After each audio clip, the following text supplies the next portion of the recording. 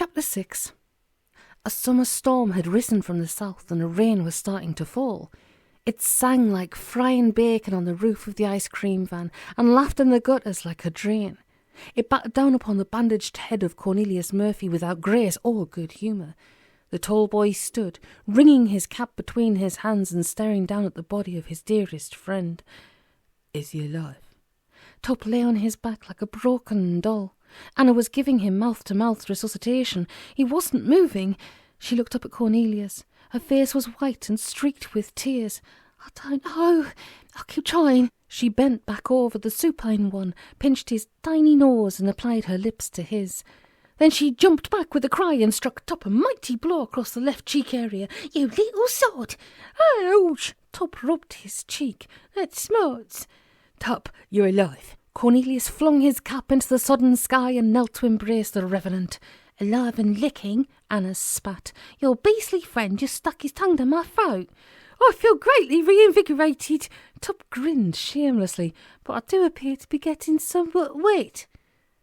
Inspector Horvitz was getting very wet indeed. He was lying on his back in the middle of Kew Green, wearing nothing but his monogrammed underwear and his handmade socks. Very wet indeed. That's what he was getting. All about and around and around and about lay the shredded remains of his once immaculate suit, torn to banduration. The Godolphin diamonds were no longer on the person of the man from Scotland Yard.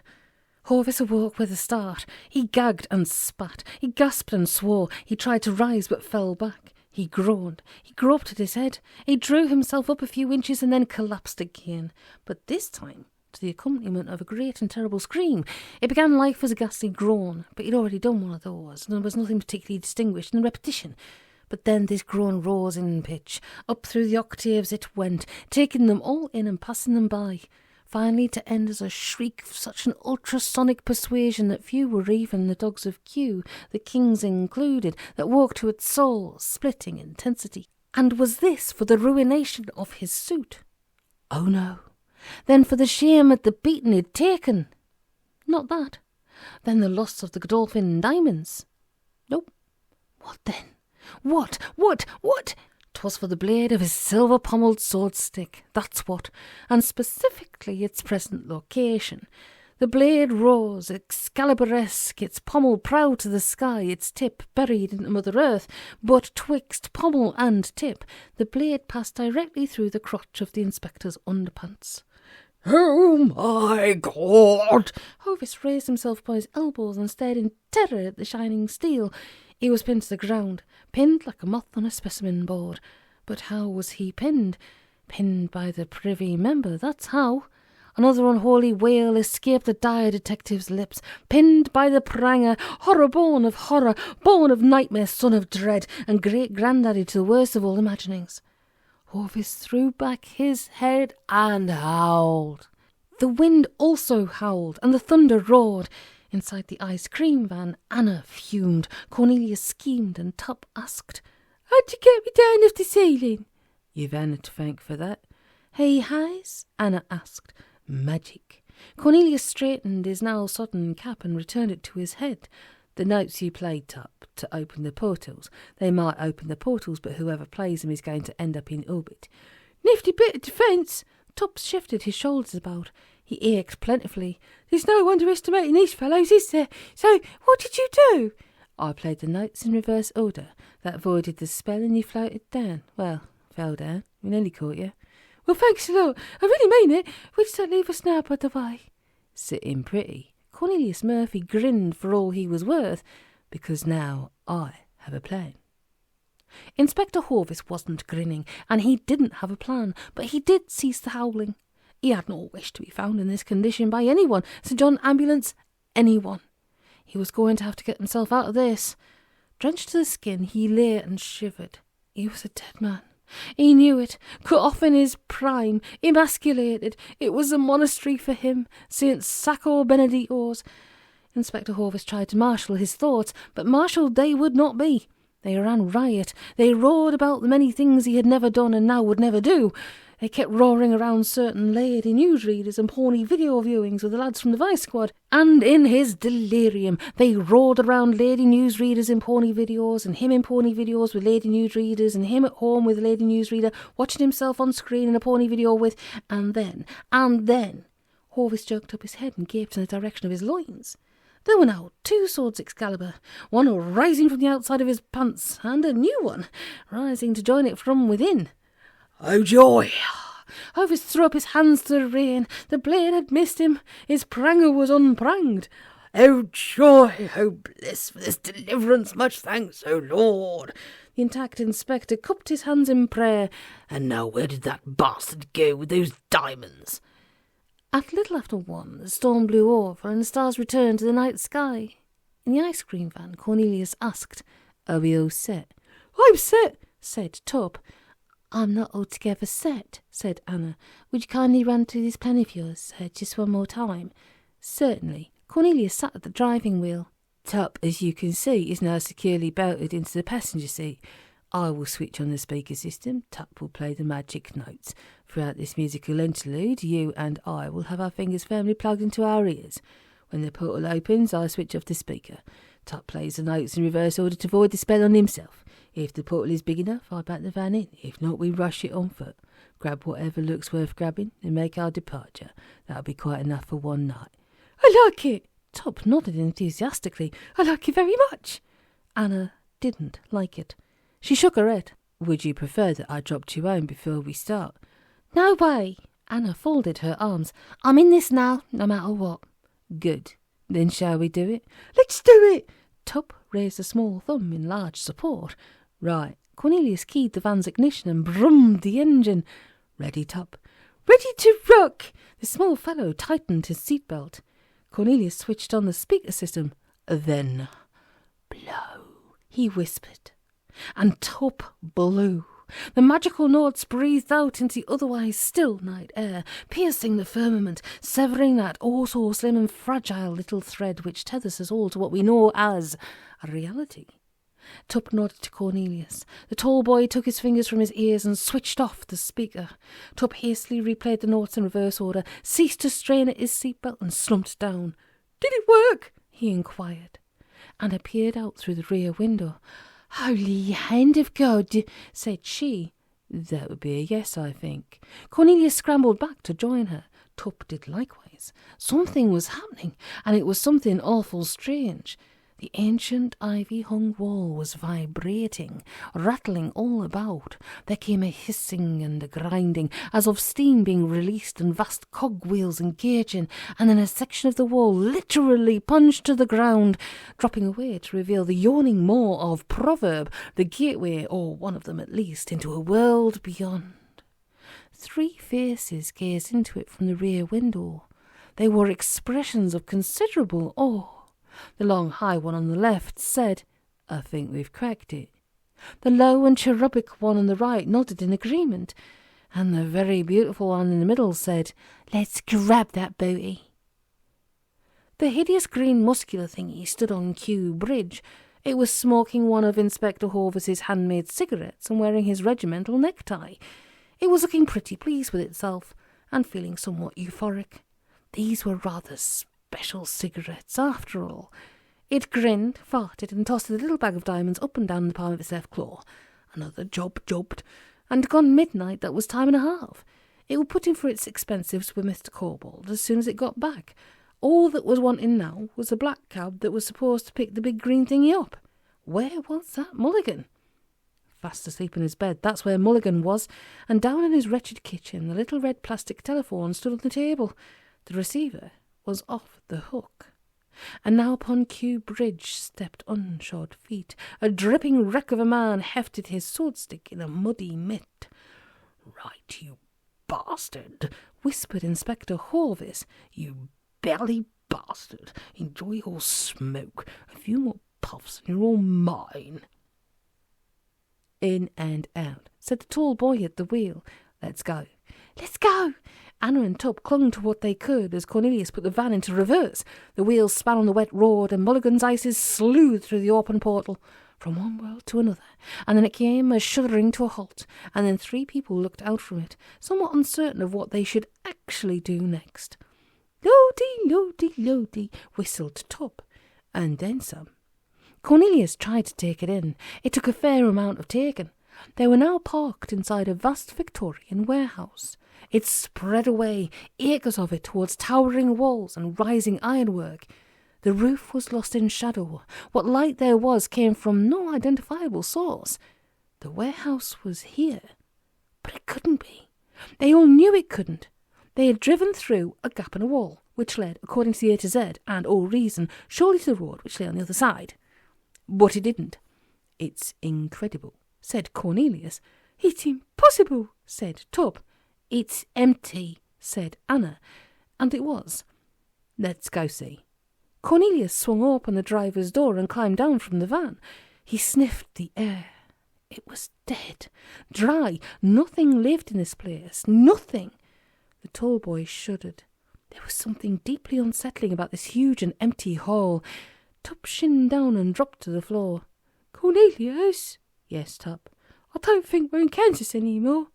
That's very sad, said Anna, following him down. Well, I thought it was quite funny, actually. I've been saving it up. I liked it, said Cornelius. Thank you, my friend. Don't mention it. So where's all the booty? Anna asked. Don't get me wrong, this is very impressive, but other than opening up as a rave venue, it sucks. Perhaps it's just an entrance, Tuppe suggested. Cornelius searched the horizons. I don't see any other doors. Perhaps someone got here before us. Clean the place out. Cornelius shrugged. Let's take a look around. We might find something. You take a look. Anna folded her arms once more, in a manner which the epic duo were beginning to find mildly annoying. Please yourself. Cornelius struck off across a deserted floor. Oh, see what I can... Ouch! He began to hop around on his left leg, clinging to his right knee. Is that supposed to be funny? Anna asked. Because if it is, it isn't. I bumped into something. Cornelius hopped to and fro. Something invisible. Ooh, went Tuppe. Invisible. Don't take the piss. I did. I really did. Cornelius ceased his foolish hopping and kicked out, favouring the left foot. I think he means it, said Anna. Tuppe chewed at his lip. Did you ever see Predator? He whispered. Yeah, said Anna. Wasn't that the one with the alien that had this electronic camouflage that could bend light, make itself invisible? That's the boy, and it ripped out people's spines and took their skulls for trophies. A dull clang echoed about the walls of the warehouse. And Cornelius has just kicked it in the codpiece. Tuppe hid his fears. Tell me when it's all over. I don't want to watch. Gotcha, called Cornelius. Gotcha? Tuppe asked. Over here. Come on. Tuppe shrugged and hastened over to Cornelius. Anna was there before him. What have you got? Grazed knee. Cornelius raised a trouser to display the wounded appendage. You've got really skinny legs, Anna told him. I've got really short legs, said Tuppe. They only just reached the ground. What have you found, Cornelius?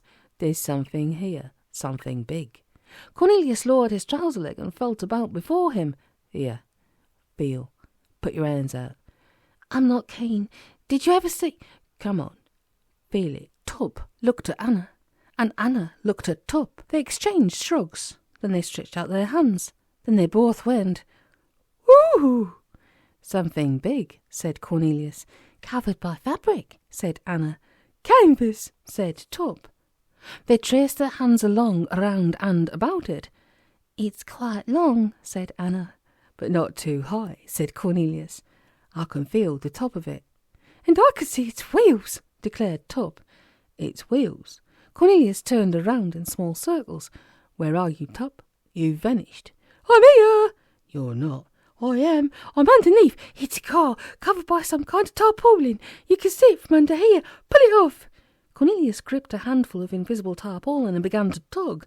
The thing came away, weightlessly. The visual effect was quite stunning, far better, in fact, than anything you could do with the old soft image and parallax Matador software. Even if run on Silicon Graphics Iris 4D workstations, digitally matched and scanned into a large-scale frame store. Of course, you really had to be there to fully appreciate it, in the full 3D and everything. Anna's eyes widened as the mantle of invisibility fell away. Beautiful, said Cornelius Murphy. beautiful.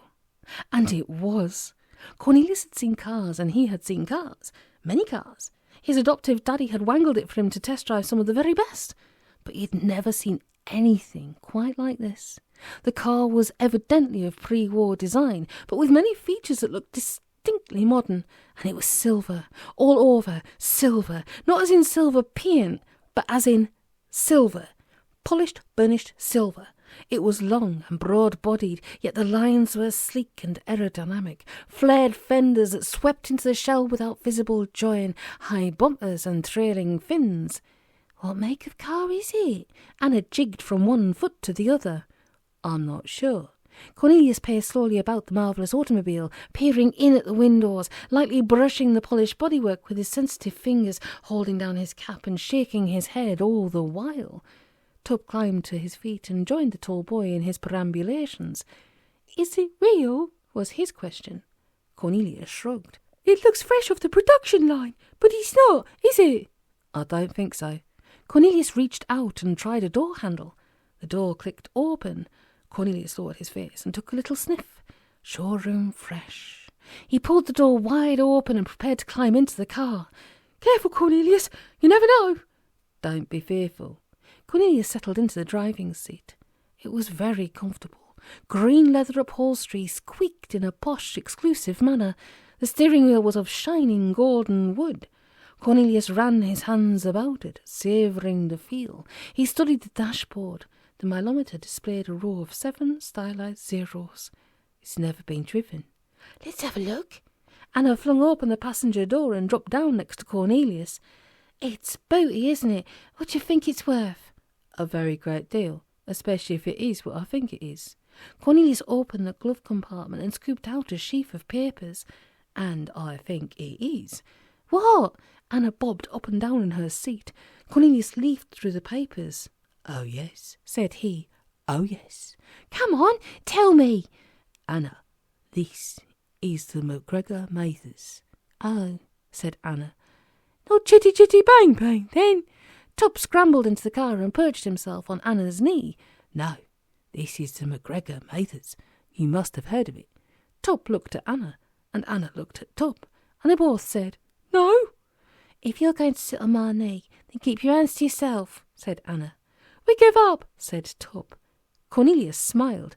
Then I shall tell you a little story. Are you sitting comfortably? I am here, said Tuppe. Then I shall begin. Back in the 1930s, a rumour circulated in America.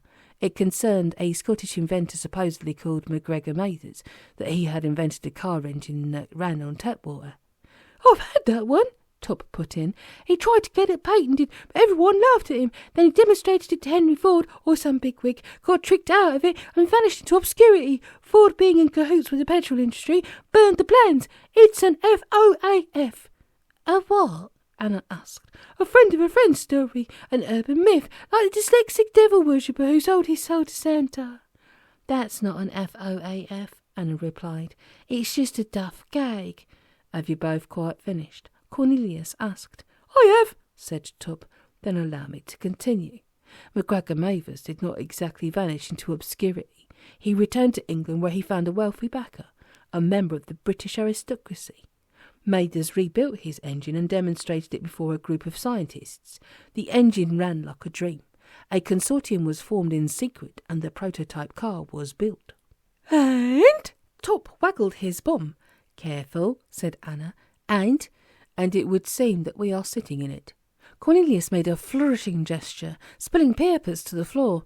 No? Tuppe put his hand to speak. There would appear to be a bit more between then and now. The prototype was built, as I said, put on a lorry to be transported to Brooklands for a test drive, but the lorry never got there. There was this big stub, just like tonight. They say the driver got lost, or something. Or something? Tuppe raised an eyebrow. What about McGregor Mathers? Vanished once more into obscurity, Anna suggested. Or sold his soul to Santa, and he's now living at the North Pole, Tuppe tittered. No. Cornelius gathered up the papers and shuffled them between his fingers. He vanished all right, vanished off the face of the earth, but not into obscurity. You see, McGregor Mathers wasn't his real name. It was an alias. His real name is right here in the car's documents. This car was invented by my father, Hugo Rune.